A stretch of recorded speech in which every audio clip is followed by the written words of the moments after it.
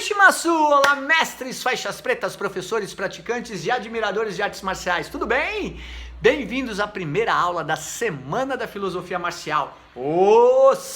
Eu sou o Sensei Marcelo Silva, idealizador da Semana da Filosofia Marcial. E estou muito feliz em ter você aqui comigo na semana, cujo tema é Vencer sem lutar. Pois é, você sabia que é possível vencer sem lutar? É possível tornar-se invencível para além da técnica e vencer qualquer batalha, seja ela uma luta real, um conflito na rua, contra um ou mais inimigos, ou mesmo uma competição sem sequer precisar lutar? Pois é o que dizem muitos mestres e as mais diversas artes marciais. Mesmo você tendo achado que essa afirmação é uma falácia. E é por isso que eu estou aqui, exatamente para nós aprofundarmos no tema que é essa ciência humana, a arte marcial. O objetivo dessa semana da filosofia marcial é mostrar a você um aspecto muitas vezes negligenciado, mesmo por grandes praticantes ou até mesmo mestres de artes marciais ou atletas, que é o lado filosófico. É aquele lado introspectivo de autoconhecimento e de estratégia. Somente conhecendo esses aspectos, além da prática física, é possível compreender o verdadeiro significado do vencer sem lutar. Ao final dessa semana, você compreenderá que sim, é possível vencer sem lutar. E se você quiser, poderá inclusive se tornar um exímio conhecedor dos aspectos profundos da filosofia marcial. Independentemente da sua arte marcial, seja ela boxe, judô, karatê, jiu-jitsu, muay thai, aikido, hapkido, jeet kune do, krav maga, kung fu, kendo, enfim, seja ela qual for e seja qual for a sua graduação, sendo iniciante, praticante, experiente, atleta e mesmo se você for um professor, treinador ou mestre, eu tenho certeza que essa semana da filosofia marcial irá marcar para sempre a sua caminhada pessoal na arte que você escolheu e na sua vida. E mesmo para aqueles que não praticam, mas admiram e veem algum valor nas artes marciais, devem acompanhar e podem acompanhar para ter conhecimento desse lado belicoso do homem, tão sensacional. Eu sei que isso é possível. Por quê? Porque eu já formei muitos faixas pretas de Aikido e eu vi isso acontecer na prática. A transformação que as pessoas passam desde o primeiro dia que entram no tatame. E que são transformações realmente impressionantes. Por exemplo, em um ano já são pessoas diferentes, porque interiorizam alguns valores importantes das artes marciais nas suas próprias vidas. Depois de alguns anos, já são praticantes com uma certa experiência e já têm uma visão diferentemente das outras pessoas em relação ao mundo.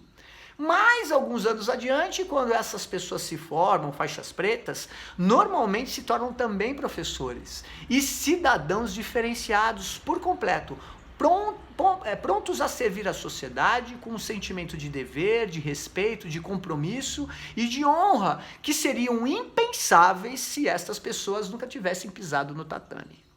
Agora, mesmo entre essas pessoas, somente algumas compreendem o verdadeiro significado do vencer sem lutar. Aliás, esse é um conceito que eu não costumo falar muito e abordar em aulas propriamente dito. Para compreender isso em profundidade é necessário um compromisso. E eu gostaria de pedir isso para você agora. O seu compromisso em assistir até o final a série da Semana da Filosofia Marcial, tá bom? Se você está aqui por uma mera curiosidade, eu já adianto que a Semana da Filosofia Marcial não é para você. E se você acha que a arte marcial é só uma luta para se defender, ou agredir, ou garantir de alguma maneira em termos de defesa pessoal, esquece, tá? Esses são aspectos e visões extremamente infantis do que é uma filosofia marcial. Mas, se você veio buscar conhecimento genuíno, profundo e está disposto a refletir e se abrir para a filosofia, você pode sim compreender o verdadeiro significado de vencer sem lutar. Eu te garanto. Olha, você está no lugar e na hora certa, tá bom? Vamos lá? Bom, para isso eu vou contar um pouquinho da minha breve história dentro das artes marciais, tá bom? Eu comecei a praticar judô com 5 anos de idade por indicação de uma amiga da minha mãe, porque eu era uma criança muito rebelde, agitada e briguenta, como muitas outras pessoas, né? A partir daí eu tive as primeiras experiências com a forma de pensar a arte marcial, com o sensei Carlos Catanano. Que saudades dele. Ele foi meu primeiro grande mestre. Numa situação de treino, eu perdi uma luta e fiquei muito revoltado.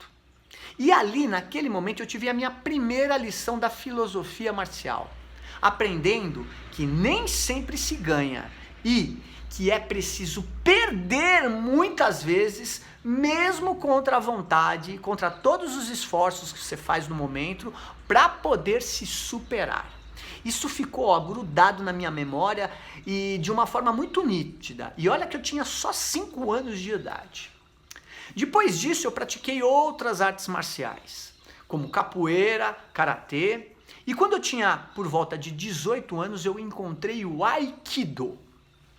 A minha primeira aula de Aikido foi com uma mulher, a professora Maria Cecília de Barros.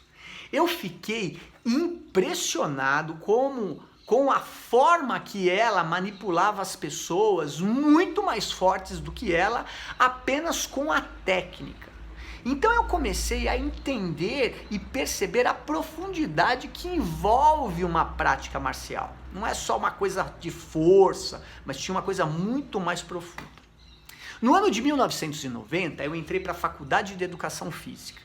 E quando eu me formei em 1994, os meus professores de Aikido me deram de presente de formatura uma viagem para o Japão. Foi a minha primeira viagem ao país de Sol Nascente. Nessa viagem eu fiquei hospedado na casa de um monge shintoísta e mestre de Aikido chamado Masanao Ueno. Ele me mostrou o outro lado da arte marcial, que até então eu nunca tinha experimentado, que é o lado metafísico, filosófico e religioso. A partir daí, eu comecei a jogar toda a minha energia para entender a arte marcial como um processo de desenvolvimento das potencialidades inerentes do ser humano, que nos torna pessoas mais cultas, mais tolerantes, mais responsáveis com o nosso corpo, com a nossa mente e responsáveis por outras pessoas. Este é o primeiro passo que eu percebia e que não é um passo trivial, que é um passo para se aprender a vencer sem lutar. Hoje eu já ensino artes marciais há mais de 30 anos, Aikido e Jiu-Jitsu, para vários públicos, desde as crianças pré-escolares até pessoas da terceira idade. E vejo o quanto a prática da arte marcial pode favorecer o bem-estar físico, psíquico e espiritual, mudando a concepção de compromisso social, de colaboração, de compaixão e outros atributos que tornam a sociedade mais justa, mais equilibrada e mais saudável. Eu sou um professor e com todas as paixões de um professor, nada me deixa mais feliz do que ver o desenvolvimento dos meus alunos, a transformação. E eu venho aqui dividir os meus conhecimentos com você, justamente porque a minha paixão é ensinar. Fui docente da Faculdade de Educação Física da FMU durante 10 anos e reuni um acervo de mais de 1000 pesquisas científicas e trabalhos acadêmicos sobre a temática artes marciais. E é com esse acervo que eu vou partilhar o conhecimento com você nesta semana da filosofia marcial. No episódio de hoje, nossa primeira aula da semana, nós vamos falar das aparentes contradições das artes marciais. A própria origem das artes marciais foi um processo filosófico de racionalização dos aspectos da agressividade do ser humano, que aparentemente carregam muitas contradições que muitas vezes os praticantes dessas mesmas artes não compreendem ou se compreendem não sabem explicar racionalmente, pois aprenderam uma técnica, mas sem estudar a profundidade filosófica destes aspectos. Precisamos da filosofia marcial para esclarecer questionamentos como, por exemplo, jiu-jitsu realmente é uma arte suave? A capoeira é uma dança ou uma luta? O que é usar a força do outro contra ele mesmo? Aikido é realmente uma arte da paz? O judô é um esporte olímpico ou uma arte marcial? E o boxe é uma luta ou é um esporte? O MMA é uma luta ou uma combinação de diversas lutas?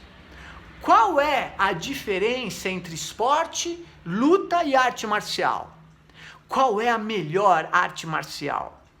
Esses são alguns questionamentos corriqueiros quando a gente fala sobre o tema.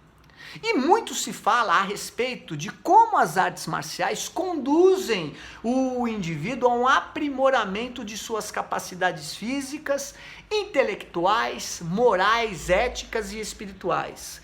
E que são sempre conduzidas por uma estrutura hierárquica, recheada de ritualizações, códigos de conduta e devoção à história e à linhagem original. Muitas artes marciais atribuem aos seus próprios sistemas a hegemonia de serem as melhores formas de defesa pessoal ou detentoras de exímios títulos de disputas onde seus atletas representam figuras quase imbatíveis e que aos olhos do leigo atribuem a si uma linhagem direta com os deuses martiares. Slogans que caracterizam o estilo de luta ou da arte, no primeiro momento até seduzem os que buscam uma atividade para além do trabalho do corpo e produzem, teoricamente falando, uma diminuição da ansiedade e do medo, o aumento da autoestima e da autoconfiança.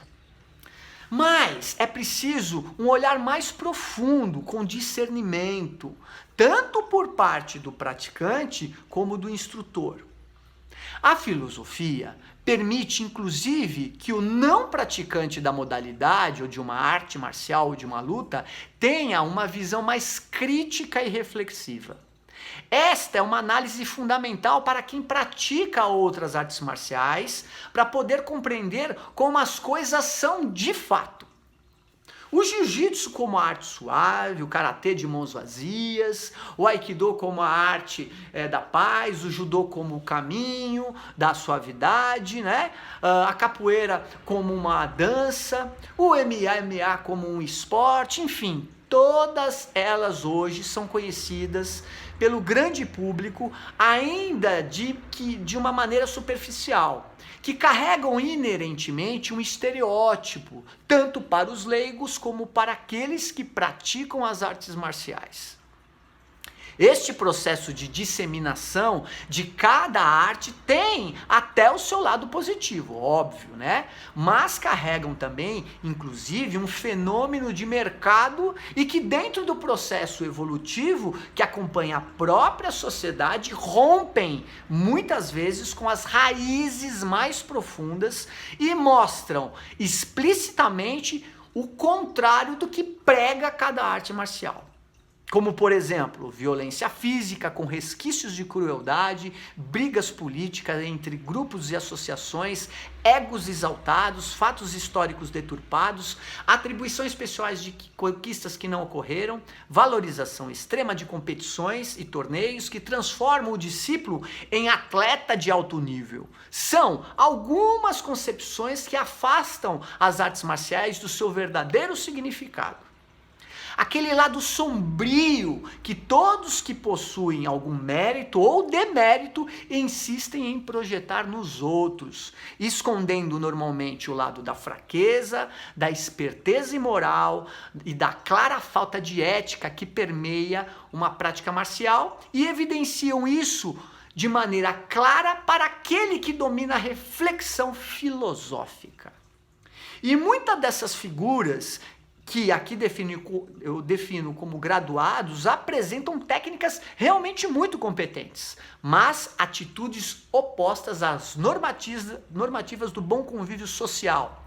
E por incrível que pareça, seguidores enxergam algum valor nessas figuras. Aquilo que tradicionalmente era o caminho, torna-se um martírio, muitas vezes escondido em argumentações de que o guerreiro deve suportar até a última gota de sangue. E o que vale mesmo é a vitória, custe o que custar. Mas não é nada disso. É aí que se engana aquele que não se debruça com atenção e com o pensamento crítico filosófico que todo artista genuíno marcial deveria ter. E é justamente isso que eu quero te mostrar nesta semana da filosofia marcial. Mestres de diferentes modalidades de lutas, e eu vou falar dele no próximo episódio, ao longo da história de diversas culturas, revelam suas trajetórias particulares de natureza contraditória, sempre dentro de uma cultura marcial e belicosa, que vai do inferno aos céus, ou vice-versa. Esses grandes mestres que se superaram além da técnica, todos compartilham incríveis histórias de superação e de busca individual pelo sentido real do ethos ou modo de viver do homem em sua natureza mais sombria, com a contraditória realidade humana, em busca de si mesmo. Nas artes marciais, não se pode escapar da violência e tampouco da capacidade de superar esse ato basicamente exclusivo dos seres humanos. Embora já partindo do pressuposto que a humanidade pagou um preço muito caro em fazer da sua energia belicosa de guerra atos de destruição da sua própria espécie. As artes marciais e seus expoentes mestres têm muito a nos ensinar sobre o processo de entendimento da totalidade humana, que transitam entre o bem e o mal, contido na jornada contraditória rumo à iluminação. Na próxima aula falaremos destes grandes mestres, ou pelo menos de alguns deles, das histórias de superação e transformação, e veremos o que os mestres como Bruce Lee, o Sensei Morihei Ueshiba, fundador do Aikido, e Miyamoto Musashi, o mais famoso dos samurais que já existiu, tinham em comum, além de serem considerados invencíveis. E é claro, eu aguardo você lá, se você tiver coragem, hein, de me encarar. Até lá! E se você não aguentar esperar o próximo episódio, me segue lá no Instagram ou no Facebook. E assina o meu canal lá no YouTube. Tem muito conteúdo sobre artes marciais e sobre filosofia. Tá bom? De primeira. Aguardando você. Até lá! Osu, domo arigatou gozaimashita!